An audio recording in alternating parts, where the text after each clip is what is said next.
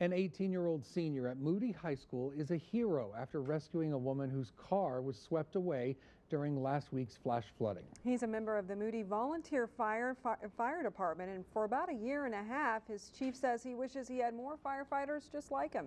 Channel 6 News reporter Curtis Quillen has a story. She actually got swept off into this tree line here. Meet Branson Aycock, an 18-year-old senior at Moody High School. When he's not sitting in class or doing his homework, he's out saving lives. All my grandpa and my dad have been doing it for quite a few years. They're both out of it now, but I guess I've been down the line. It runs in the family. Moody Fire Chief Mike Alton says he and his mom used to fight fires together too. But Alton is also Branson's ag teacher at school, and having known him since he was born, he knew for Branson, becoming a firefighter was just a matter of time. When he was about 8 years old was when he kept saying, I'm going to be a fireman, but he was able to become a junior fireman when he was 16. I just kind of like the adrenaline rush and helping my community and stuff.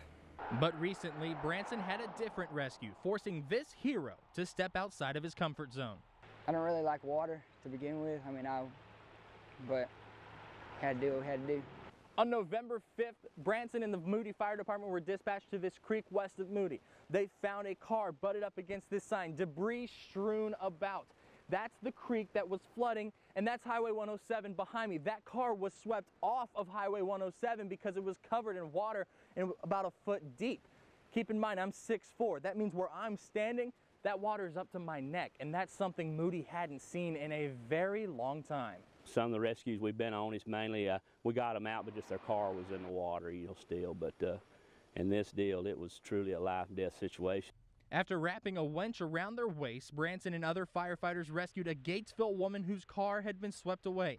She was in the creek too, hanging onto a tree with all her might.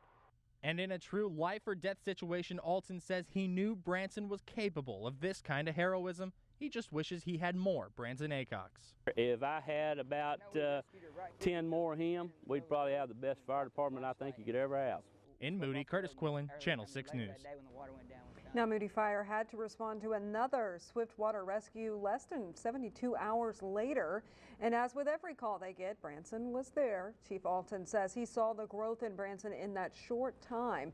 The second rescue wasn't life or death like the first, but Branson was ready to go once again.